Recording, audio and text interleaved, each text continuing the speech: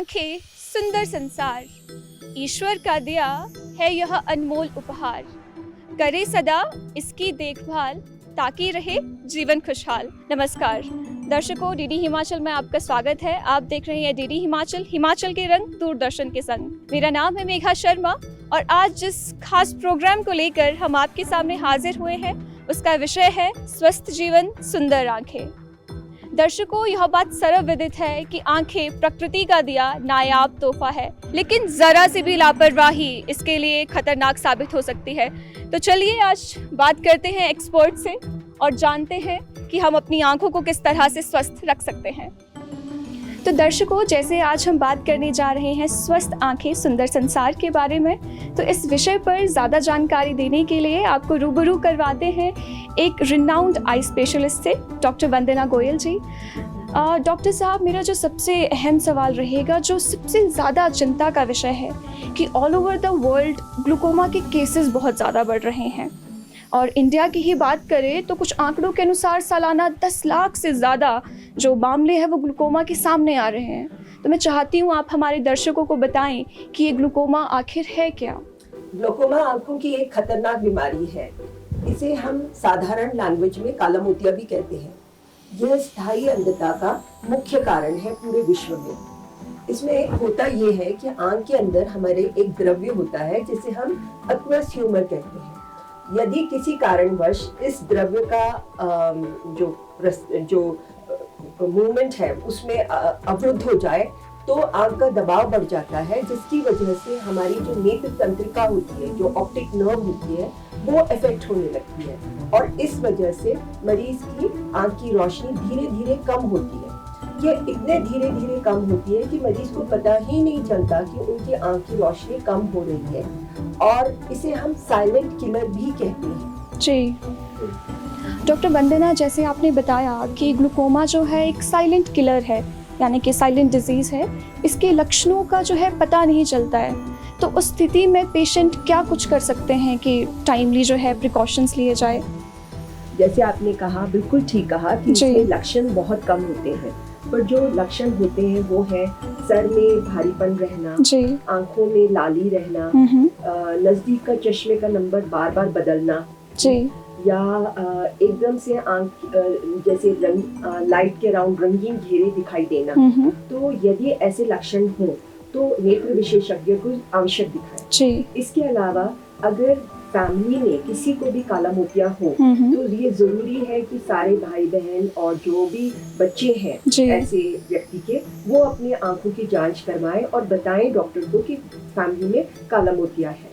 Diabetic patients जो होते हैं, जिन्हें मधुमेह की बीमारी है, या जो जिन्हें मोटा चश्मे का नंबर हो, जैसे प्लस मोटा नंबर हो या माइनस का मोटा नंबर हो, उनमें काला मोतिया होने के चांसेस ज्यादा होते हैं। तो 40 के बाद साल में एक बार अगर चेकअप कराया जाए और काले मोतिये के भी चेकअप्स कराए जाए तो हम इस बीमारी को काफी की रोकथाम की जा सकती है। डॉक्टर वंदना, जैसे आपने बताया कि 40 की उम्र के बाद जो है अपना आई चेकअप करवाना ज़रूरी है, तो क्या केवल ग्लूकोमा 40 के बाद ही होता है या केवल उन्हीं लोगों को होता है या बच्चों को भी हो सकता है? नहीं, बच्चों में भी आजकल काला मोतिया पाया जाता है। एक कंडीशन होती है जिसमें ब्यूफथल्मोस, अगर छोटा बच्चा जिसके आंख से पानी बहुत ज्यादा आने लगे, या उसके आंख का जो कॉर्निया है उसका साइज बढ़ने लगे, या बच्चा बार बार लाइट में आंखों को पलके झपकाता हो, तो वो काले मोतिये के लक्षण हो सकते हैं। यदि किसी को चोट लग जाए तो भी काला मोतिया जल्दी उत्पन्न हो जाता है। काले मोतिये के मरीज में होता ये है कि उसका जो दृष्टि पटल होता है वो धीरे धीरे कम होने लगता है। मतलब दिखाई तो जैसे हम जो चार्ट होती है, स्नेलन चार्ट होती है, उसमें जब हम चेकअप करते हैं तो वो मे भी पढ़ तो पूरा सकता है, लेकिन जो एरिया है जो वो देखता है वो बहुत छोटा दिखता है। जैसे कि आंख के आगे 2 लंबे लंबे पाइप लगा दिए हो और साइड का जो एरिया है वो नहीं दिखाई देता, सिर्फ उसकी विजन ट्यूबुलर विजन हो जाती है।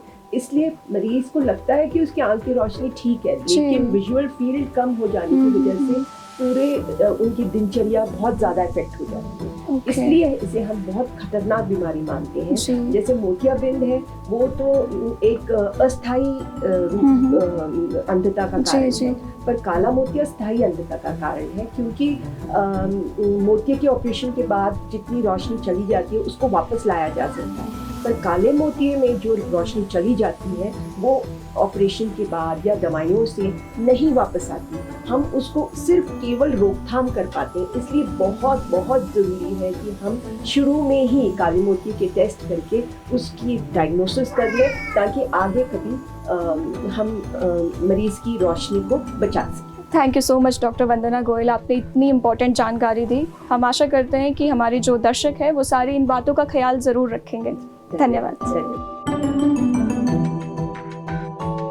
मैम, जैसे अभी हम देख रहे थे आपका छोटे से बेबी अभी फोन चला रहा था, तो आजकल जो है बच्चे बिना फोन के तो बिल्कुल नहीं रहते, तो आप एज अ मदर कैसे ख्याल रखती है अपने बच्चे का, ताकि इसकी आंखें जो है वो रोशनी वो बनी रहे, वो विजन बना रहे, क्योंकि आजकल जो छोटे छोटे बच्चों को चश्मे लगते हैं, तो आप कैसे ख्याल रखते हैं अपने बेटे का?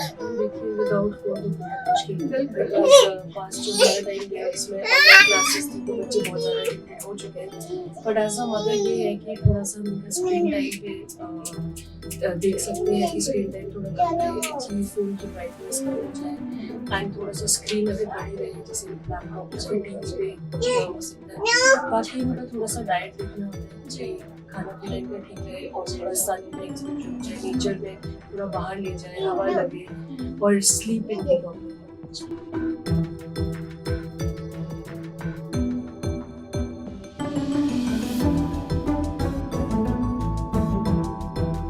जीते जीते रक्तदान, जाते जाते अवयदान। दर्शकों, हम आप पहुँचे हैं IGMC शिमला में, और आज जो है नेत्रदान के बारे में ज़्यादा जानकारी देने के लिए हमारे साथ जुड़े हैं डॉक्टर यशपाल रांटा जी। डॉक्टर साहब, नेत्रदान जो है सबसे बड़ा महादान कहा जा सकता है, लेकिन आज भी जो है लोगों के मन में बहुत सी भ्रांतियाँ रहती है या कल्चरल बैरियर्स रहते हैं, जिस कारण से वो जो है नेत्रदान करते ही नहीं है।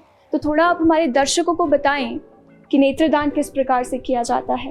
नेत्रदान जो है वो मृत्यु के बाद दिया जाता है, और जो भी आदमी नेत्रदान, उसकी तो डेथ हुई है, उसके जो रिलेटिव होते हैं या रिश्तेदार या जिसके संपर्क में, जिसके पास वो बॉडी रखी होगी, वो हमें कंसेंट देते हैं, और हम नेत्र को लेने के बाद उसे आई बैग में प्रोसेस करते हैं, और जिसे ज़रूरत होती है उसे वो लगा दिया जाता है। अब ये काम सिर्फ मरने के बाद ही नहीं है, जीते जी भी लोग अपनी आंखों को प्लेज कर सकते हैं। प्रशस्ति पत्र भरने के बाद वो अपनी आइज के लिए पहले से बोल सकती है कि मेरी मृत्यु के बाद मेरी आंखें निकाली है और जरूरत नहीं लोगों को लगाई। जी, तो डॉक्टर साहब, यानी कि नेत्रदान कोई भी व्यक्ति कर सकता है? नेत्रदान कोई भी व्यक्ति कर सकता है, जो बच्चा हो चाहे बुजुर्ग हो, कोई भी कर सकता है। और एक आपका जो क्वेश्चन कि इसमें लोगों की भ्रांतियां हैं, हम लोगों को इसके बारे में अवेयर कर रहे हैं, और काफ़ी हद तक हम कामयाब भी हुए, और खासकर जो युवा पीढ़ी है वो काफ़ी इसमें अवेयर है। बहुत से बच्चे हमारे पास आते हैं, वो अपना प्रशस्ति पत्र भरते हैं, और हमने एक स्टडी में पाया भी है कि जो बच्चे अगर उनके पेरेंट्स की डेथ होती है तो दान करने में ज़्यादा अग्रणी है, बजाय जो थोड़े बुजुर्ग लोग, उनमें थोड़ी सी हेजिटेशन। बहुत से लोगों को पता नहीं है, हम कोशिश कर रहे हैं। बाकी हमारे धर्म गुरुओं ने कहा है कि दान है, ये एक महादान माना गया है, क्योंकि हमारे धर्म गुरु किसी के रिलीजन के हैं, वो भी इसको साइड करते हैं जी। और जो नेत्रदान का आपको बॉडी को लाने की जरूरत नहीं होती जी। हमारी टीम जी। उसी जगह पे जाएगी, और 10 से 15 मिनट का समय इसमें लगता है जी। और हम जब आंखें निकालते हैं उसके बाद हम आर्टिफिशियल आई डालते हैं, जिससे चेहरे पे कोई भी विकृति नहीं आती जी। डॉक्टर साहब, कुछ लोगों की सर्जरी हुई होती है आंखों की, या जो जिन्होंने अपने पूरे लाइफ भर जो है चश्मा पहनते हैं, तो क्या वो भी नेत्रदान कर सकते हैं? बिल्कुल, जिनको चश्मा लगा है वो भी नेत्रदान कर सकते हैं, जिनकी कोई कैटरेक्ट सर्जरी हुई है वो भी कर सकते हैं। हाँ, आज किसी के कॉर्निया में चोट लगी, उसको तो खुद भी बेचारे को कॉर्निया जो है वो जरूरत है, बाकी सर्जरी कर सकते हैं वाले पेशेंट दे सकते हैं, डायबिटीज का पेशेंट दे सका, इवन ट्यूबरकुलोसिस का पेशेंट है वो भी दे सकता है। कुछ एक लोग हैं जो नहीं दे सकते, कोई HIV से पीड़ित हो, हेपेटाइटिस B या C से पीड़ित हो, या किसी की बीमारी के बारे में पता हो का कारण पता ना हो, या कोई किसी मेलिग्नेंसी या कैंसर से पीड़ित हो, उसके लिए हम जो है आइस दान करने के लिए मना करते हैं। ये कारण है जिसके लिए हम ना करते हैं, बाकी सब दे सकते हैं। जी डॉक्टर साहब, अगर कोई जो है आई डोनेट करना चाहता है तो हिमाचल में कहाँ कहाँ सेंटर्स है, आई सेंटर्स, जहाँ पर जो है डोनेट की जा सकती है आइस? एक तो हमारा आई बैंक है जी, एक टांडा में हमारा दूसरा आई बैंक है हिमाचल का, और 3 हमारे आई कलेक्शन सेंटर, धर्मशाला, नाहन और हम। आई बैंक और आई कलेक्शन में इतना ही फर्क होता है कि आई कलेक्शन सेंटर क्या करते हैं, आइस को कलेक्ट करने के बाद वो आइस को आई बैंक को दे देंगे। आई बैंक वाला कलेक्ट भी करेगा और दूसरे पेशेंट को ट्रांसप्लांट भी करेगा। तो दोनों में ये फर्क है। धीरे धीरे हमें लगता है सारे जिला में जब ये हो जाएगा तो ये जो आई डोनेशन जो है काफी बढ़ेगा। डॉक्टर साहब, मैं चाहती हूँ आप जाते जाते हमारे दर्शकों को संदेश दें कि नेत्रदान करना क्यों ज़रूरी है और इसकी जीवन में कितनी अहम भूमिका है। संदेश यही रहेगा कि डोंट बरी and burn the I, donate them. आपकी आंखों से कोई देख सकता है। दर्शकों, आप देख पा रहे हैं कि अभी हम आई OPD में आए हैं और लोगों की कतारें आप देख ही पा रहे हैं, इतने सारे लोग हैं। इससे पता चल रहा है कि आज के समय में आंखों से संबंधित कितनी समस्या हो रही है, लोगों को कितना ज़्यादा प्रॉब्लम आ रही है। डॉक्टर शीतल, आपके पास हर दिन इतने पेशेंट आते हैं, तो आपको क्या लगता है कि मतलब सबसे ज़्यादा जो आई से रिलेटेड प्रॉब्लम है वो कौन सी है? मुझे ऐसा लगता है कि हमारे पास हर उम्र के मरीज़ आते हैं। ज़्यादातर जो 3 प्रकार के होते हैं, जैसे जो बच्चे होते हैं स्कूल गोइंग, उनमें तो ज़्यादातर चश्मे का नंबर आजकल समस्या बढ़ रही है। फिर मिडिल एज है, उसमें ज़्यादातर ड्राइनेस है, उसका कारण कंप्यूटर यूज़ और ज़्यादा फ़ोन यूज़ करना है। और ओल्ड एज में ज़्यादातर मोतिया है।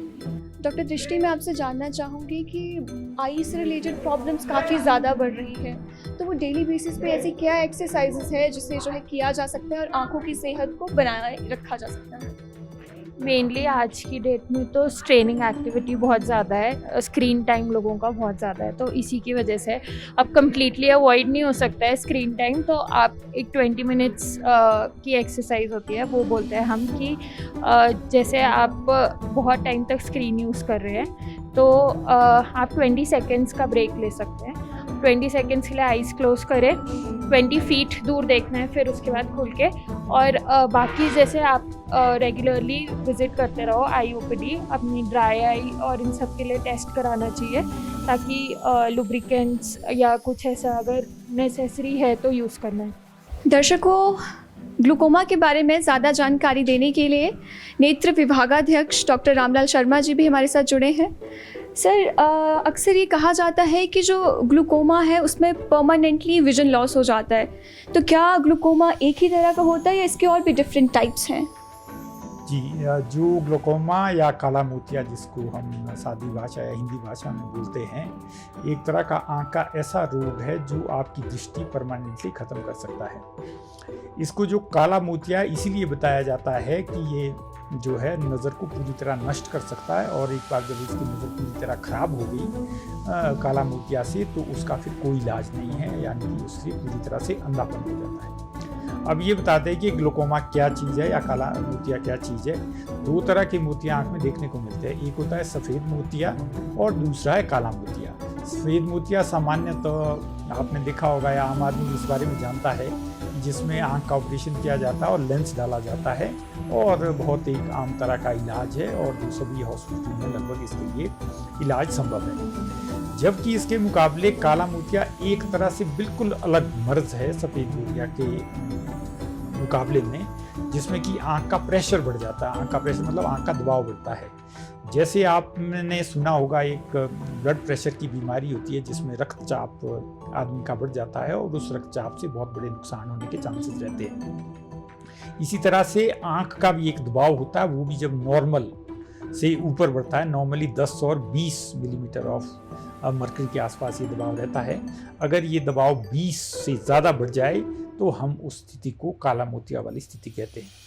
इसके बढ़ने का कारण सामान्यतः जो है बड़ी उम्र होना है। जैसे जैसे आदमी की उम्र बढ़ती जाती है, 50-60 से ऊपर बढ़ने लगता है, तो उस वक्त आँख का प्रेशर बढ़ने के चांस है। इसका मतलब है कि सफ़ेद मोतिया, काला मोतिया दोनों के जो चांसेस है उम्र के साथ जो है ये इसके चांसेस बढ़ते रहते हैं। तो बुजुर्ग बार लोगों में दोनों तरह के काला मोतिया भी और सफ़ेद मोतिया बहुत कॉमन होते हैं। दूसरा जो आपने पहला सवाल पूछा था कि ये कितनी तरह के होते हैं, वैसे तो उसके बहुत सारे स्ट्रक्चरल टाइप्स है, पर आम आदमी के लिए इसका मोटे मोटे तौर पर 2 तरह के होते हैं।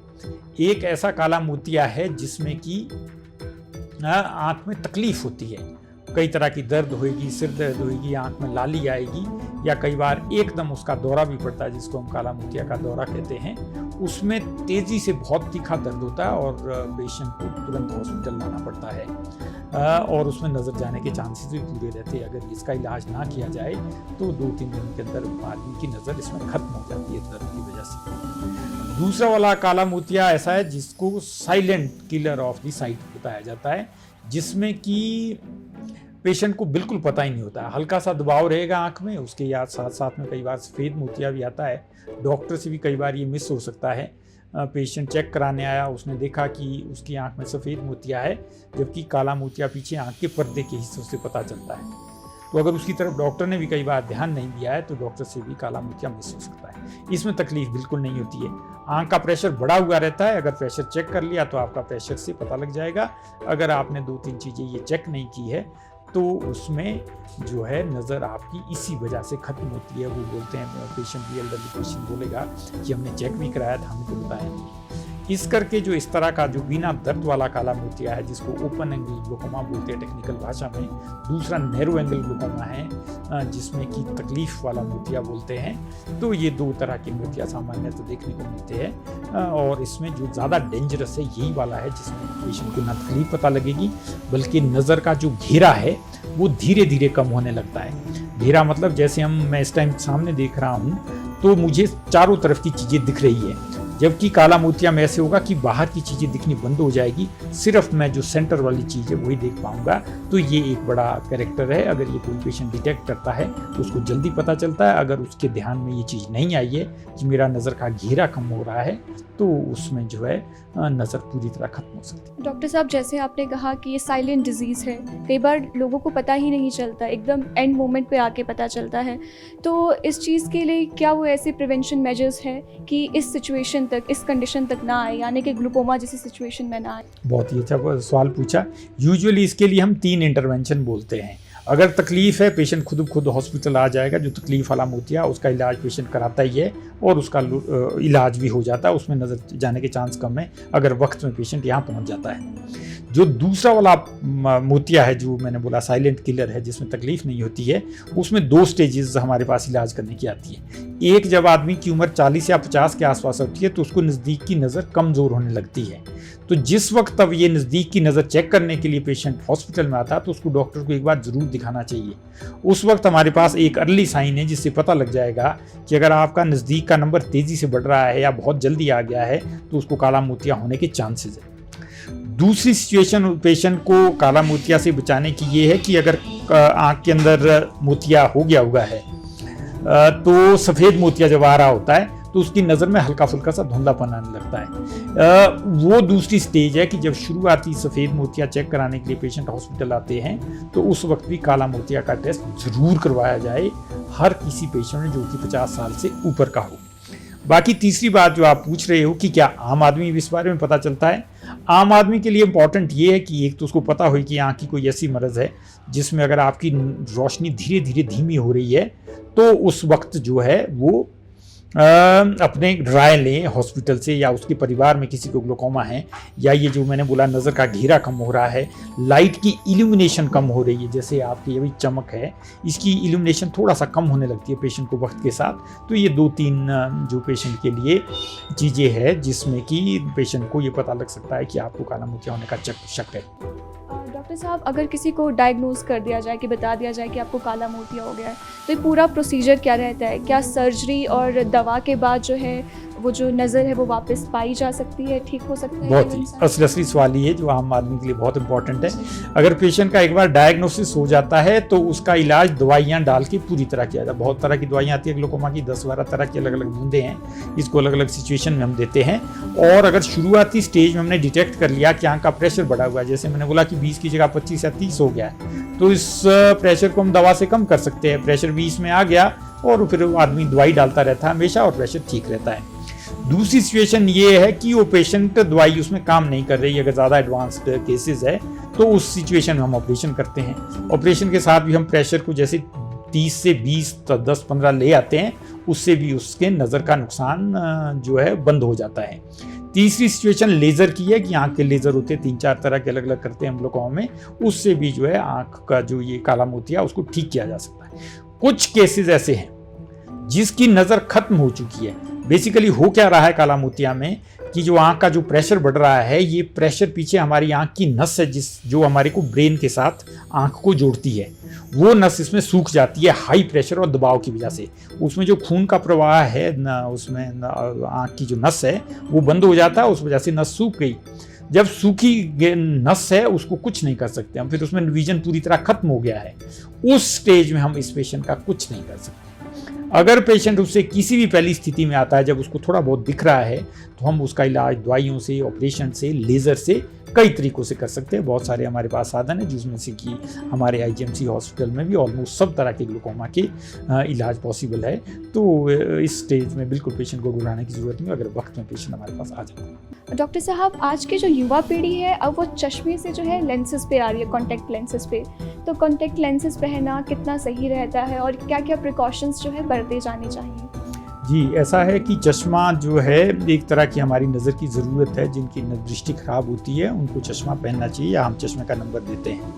इनमें से एक कैटेगरी बहुत सारे लोग ऐसे हैं जो संभाल सकते हैं, उनके लिए कॉन्टैक्ट लेंस भी एडवाइस किए जाते हैं। तो चश्मे से कॉन्टैक्ट लेंस आने में बिल्कुल कोई बुराई नहीं है, बजाय प्रोवाइडेड आप उसका देखभाल अच्छी तरह से करें। कॉन्टैक्ट लेंसेज ख़राब नहीं होनी चाहिए। ऑन एवरेज जो सॉफ्ट कॉन्टैक्ट लेंसेज है वो साल भर ठीक चलते हैं, साल भर के बाद उसको बदलने की ज़रूरत होती है, उसकी साफ़ सफाई की ज़रूरत होती है और आँख में डालते और उतारते समय आँख को इंजरी नहीं होनी चाहिए।